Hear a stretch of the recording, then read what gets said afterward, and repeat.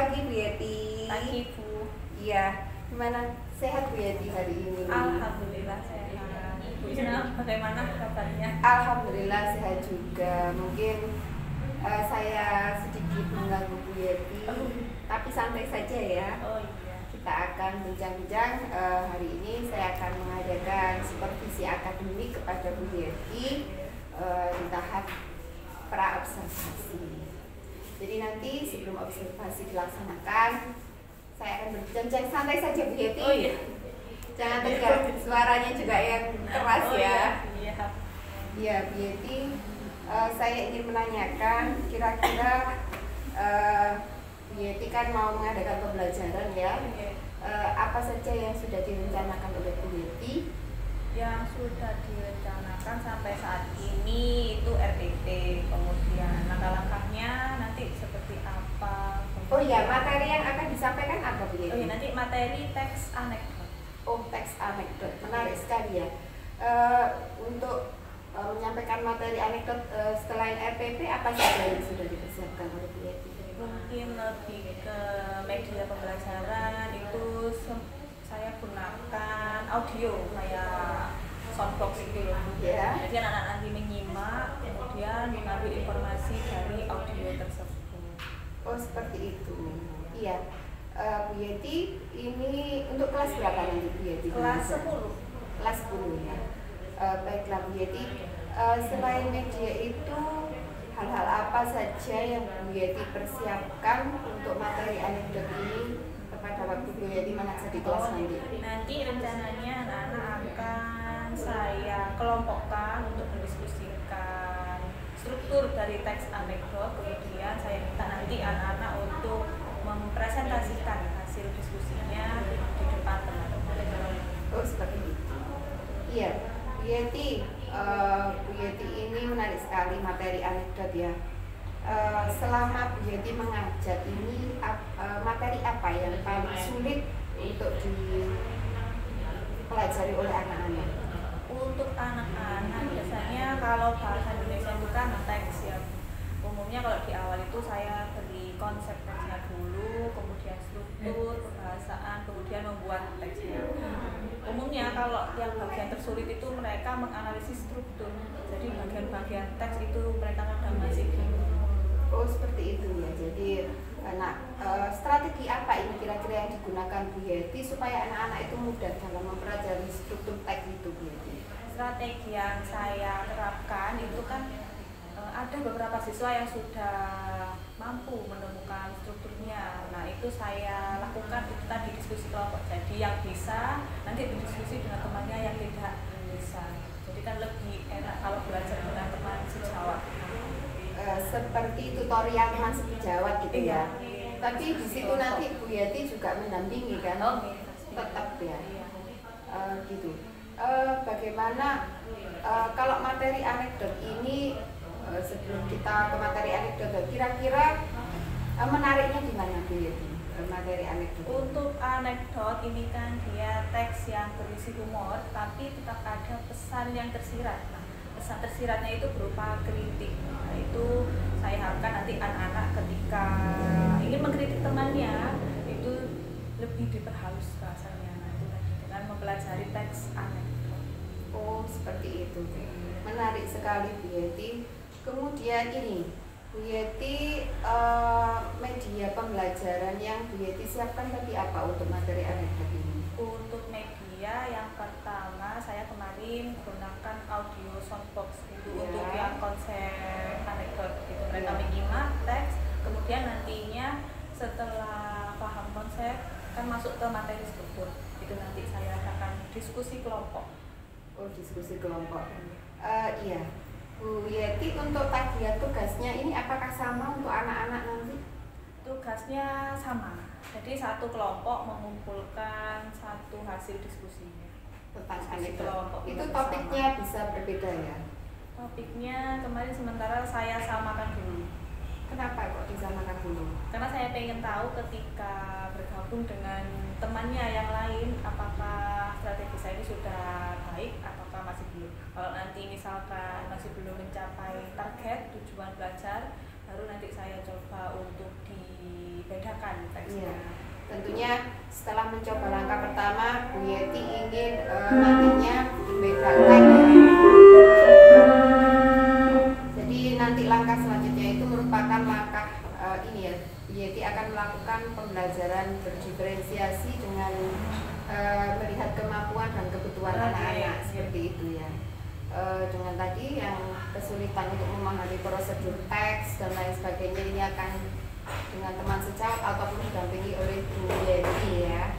Kemudian ini Bu Yeti, pada saat anak-anak presentasi itu dengan topik yang sama ya?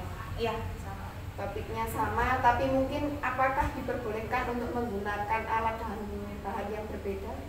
Untuk alat saya perbolehkan, cuma masih dalam pengawasan karena kan anak-anak kalau diperbolehkan membuka HP itu tidak mencari materi melainkan yang lain-lain ya. Jadi tapi harus ekstra pengawasan gitu ya. menggunakan alat ya. Tapi produknya nanti sama ya? Produknya sama ya, hasil diskusi, kemudian nanti teman yang tidak melakukan presentasi di mejanya bisa mengajukan pertanyaan atau komentar, menyanggah. Jadi ada timbal balik antara yang maju dengan yang duduk.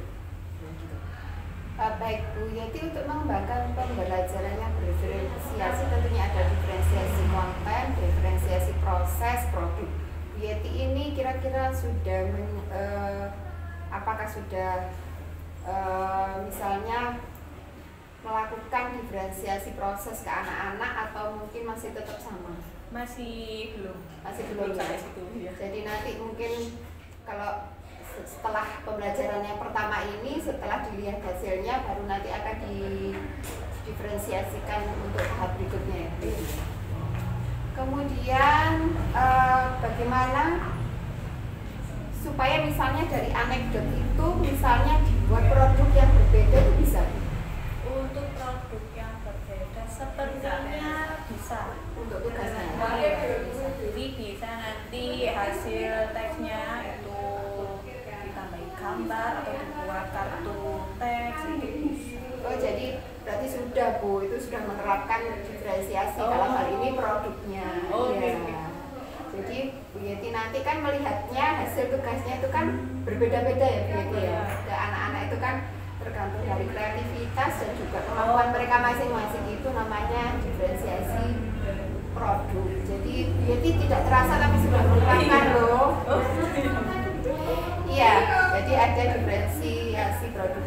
Bu Yeti, saya ingin tanya, ketika Bu Yeti mengajar, misalnya dalam satu kelas itu kan macam-macam kondisi anak ya. Untuk materi pembelajaran sosial emosional ya, bagaimana seorang Bu Yeti mengajar di kelas misalnya di situ dalam keadaan yang tidak kondusif atau mungkin namanya anak bermacam-macam ya Bu, itu bagaimana Bu Yeti? Mungkin saya kan juga masih baru dalam dunia pendidikan di kelas, iya. Mungkin saya ya masih belajar untuk bisa mengontrol emosi sama menerima kalau murid yang saya hadapi itu berbeda-beda. Ada yang aktif, ada yang sangat aktif, ada yang pasif, iya, ada yang hiperaktif. Itu saya sedang belajar untuk mengontrol. Seperti itu ya. Iya. Jadi Bu Yeti ini menekankan pada kesabaran ya, melatih kesabaran selama belajar di kelas dan lebih menerima keadaan murid-murid Bu Yeti yang ada di dalam kelas. Iya. Kemudian begini Bu Yeti, memang kita tidak bisa memungkiri ya dalam keadaan di satu kelas dengan kelas yang lain itu berbeda-beda. Kalau ada anak yang mungkin lebih cepat atau lebih bisa menangkap materi Bu Yeti itu dengan cepat, itu bagaimana? Untuk mungkin dengan anak yang sedang atau anak yang lambat itu bagaimana? Pengalaman Bu Yeti?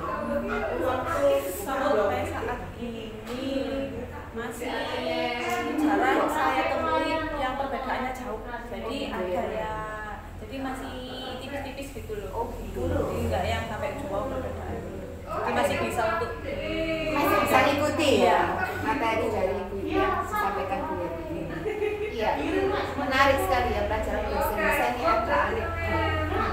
Jadi anekdot itu jadi nanti ke depannya itu tujuan pembelajarannya itu apa? Tujuan pembelajarannya yang paling inti, yang paling akhir itu mereka mampu membuat teks anekdot itu sendiri.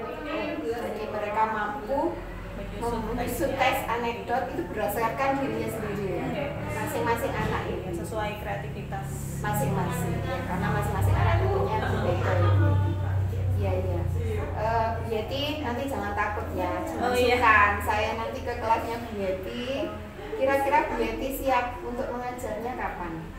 Untuk kesiapan nanti sore saya siap, ada waktunya. Nanti sore saya bisa datang ke kelasnya Bu Yeti ya, untuk melihat materi pembelajaran anekdot ya. Oke. Iya. Iya Bu Yeti, tentunya apa ya, sebagai seorang guru kita kan harus terus disuruh untuk meningkatkan kemampuan dia, terutama pembelajaran yang berpihak pada murid ya. Itu bagaimana Bu Yeti? Untuk saya sangat setuju itu. Jadi pembelajaran kelas menurut saya lebih baik itu fokus kepada siswa. Tapi terkadang siswa itu masih sulit dipancing. Jadi gurunya harus ekstra memancing supaya pertanyaan pemantik ya, supaya mereka mau aktif. Jadi fokus ke siswa. Seperti itu. Kemudian ini Bu Yeti, langkah-langkah ke depan untuk mengatasi anak-anak yang dirasa kurang ini untuk materi anekdot ya. Untuk materi anekdot bagaimana nanti? Misalnya ada anak-anak yang belum paham tentang materi anekdot, apa rencananya? Mungkin lebih ke remedi diulas kembali bagian mana yang masih banyak yang mengalami kesalahan, mungkin bagian struktur atau bagian apa. Nanti setelah ada tes tadi saya terangkan kembali, kemudian saya tes kembali apakah sudah lebih baik.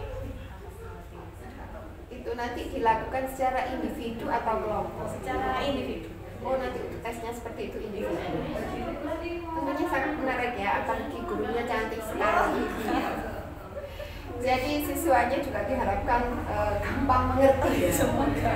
Bu Yeti ini sangat semangat sekali dalam memberikan pengajaran untuk anak-anak. Jadi nanti mungkin saya diobservasi, saya hanya akan melihat saja Bu Yeti mengajar. Kemudian di pasca observasi mungkin saya akan menanyakan bagaimana kira-kira kelebihan kekurangan Bu Yeti dalam mengajar. Saya juga ingin untuk berubah menjadi yang lebih baik, belajar dari Bu Isna.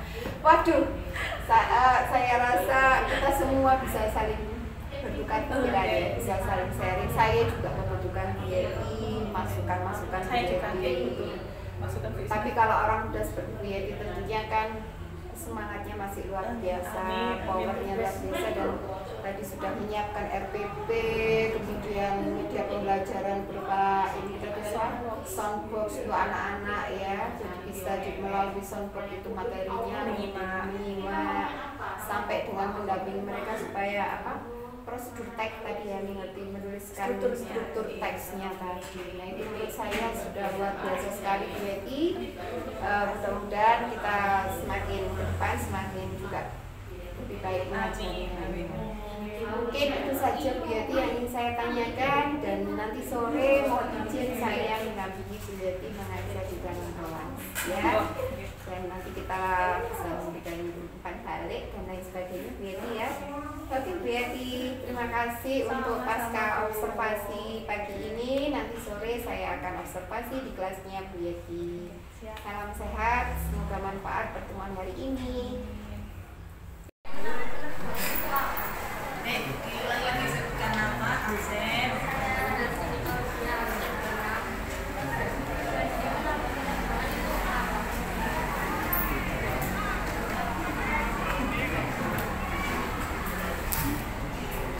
Mau menerima pertanyaan lagi atau sudah cukup dua? Oh, masih ada lagi ya? Satu lagi ya?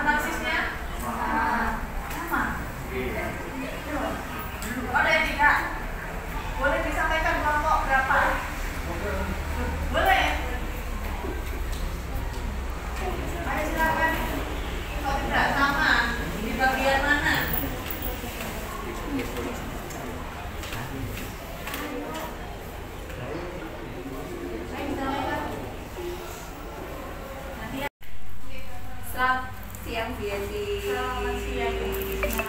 Iya Bu Yeti, terima kasih. Bu Yeti sudah melaksanakan pembelajaran dengan baik, dengan runtut, dan juga menyenangkan untuk anak-anak. Sudah bagus Bu Yeti dan perlu dikembangkan lagi mungkin agar pembelajarannya lebih menyenangkan, agar anak-anak lebih senang dengan belajar bahasa Indonesia, tentunya dengan Bu Yeti ya.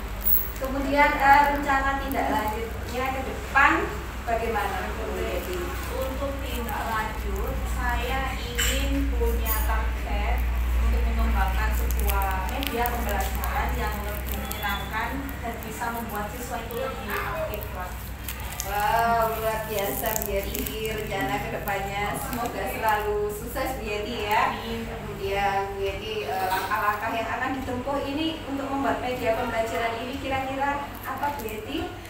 Mungkin memperhatikan materinya terlebih dahulu, kemudian kebutuhan siswanya apa, kemudian gaya belajarnya harus disesuaikan.